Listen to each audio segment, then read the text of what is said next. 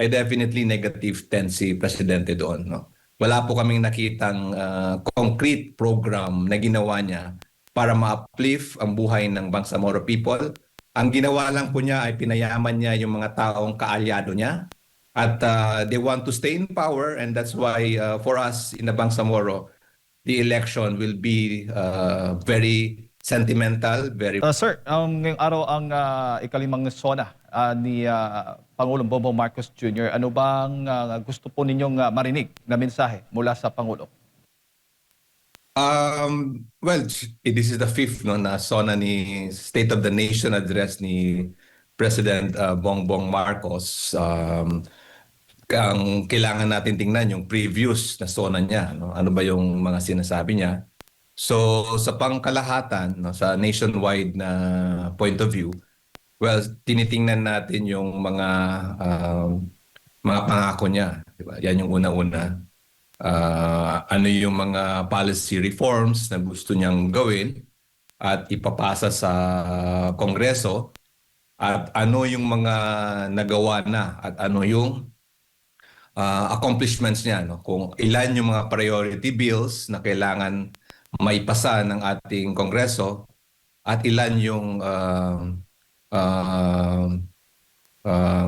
that really affected the lives of the Filipino people. Pangalawa, well, kanina nakikinig ako doon sa interview nyo kay kaibigan kong si Regional Director Dayang Hirang, no? Totoo po yun, dito sa Mindanao, grabe po yung climate change, no? Ang epekto ng lindol, bagyo, no? And iba't iba pang mga kalamidad, no? So, ano ba yung mga programa niya tungkol dito? Ano yung programa niya na makakatulong sa sambayan ng Pilipino? And pangatlo, syempre, yung usaping Bangsamoro in the upcoming elections, no?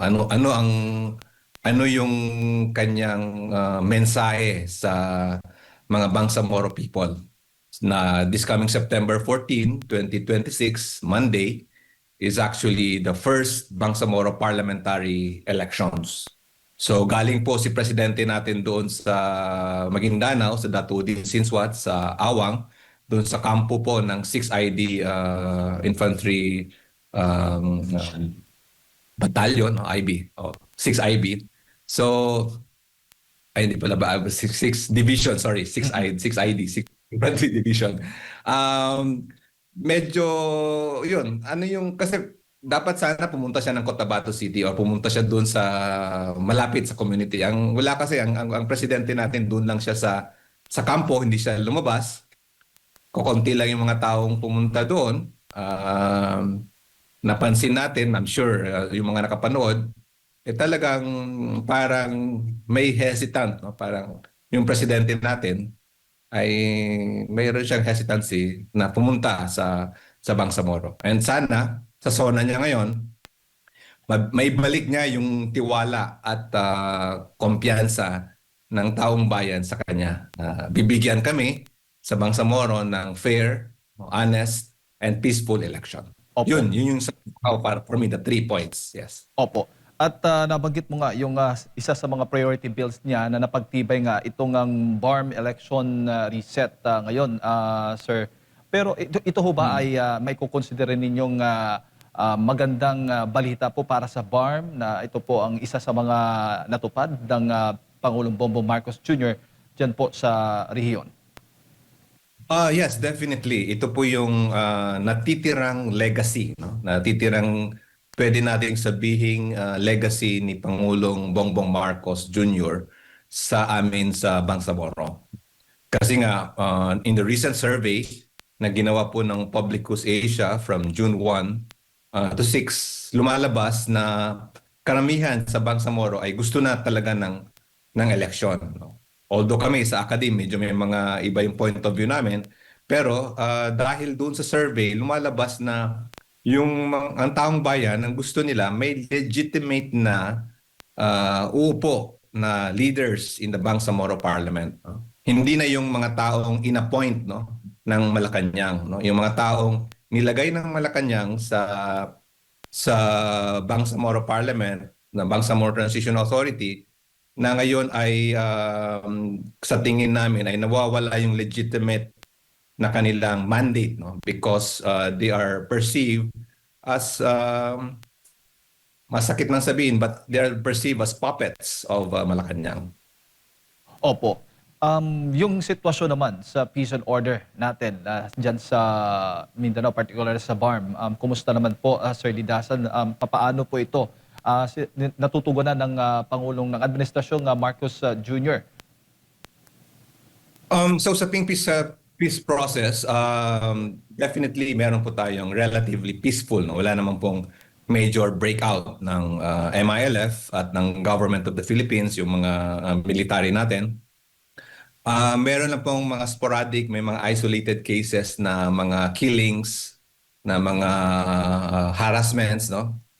Last week nga nakita natin may mga harassments sa mga militar, no?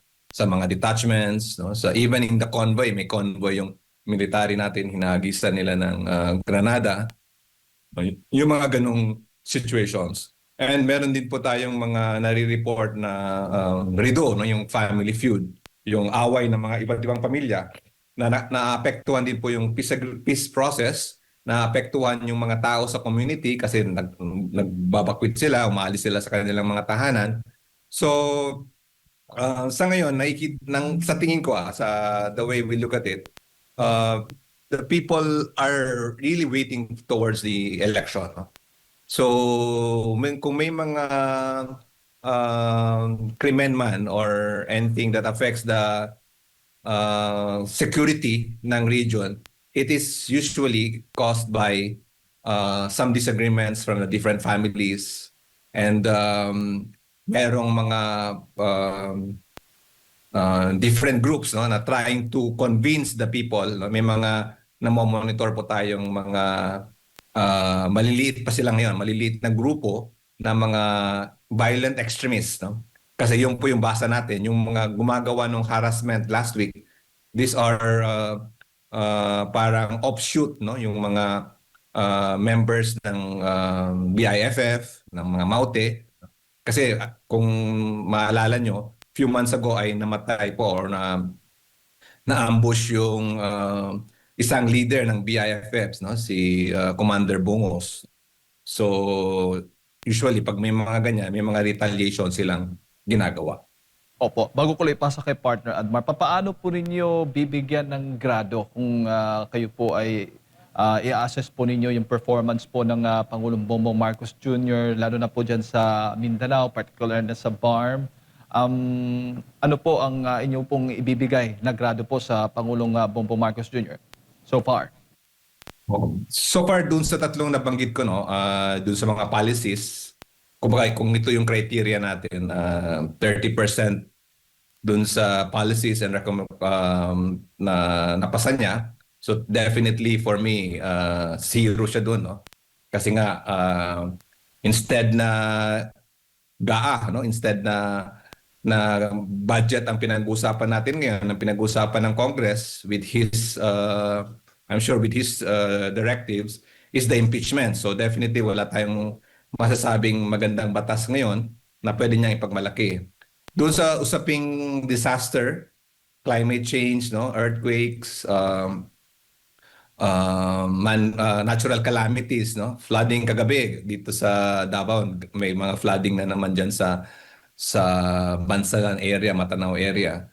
So definitely kung 30% yan, zero din po si presidente niyan, no? Kasi nga yung mismong RD na nagsasabi na wala tayong proper planning, no? Walang magandang programa.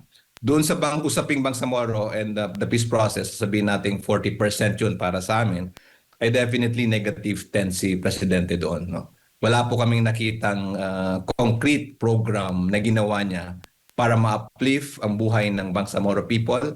Ang ginawa lang po niya ay pinayaman niya yung mga taong kaalyado niya at they want to stay in power, and that's why for us in the Bangsamoro, the election will be very sentimental, very valuable para maibalik po sa tamang grupo yung paghawak sa Bangsamoro Parliament. So negative 10 for me.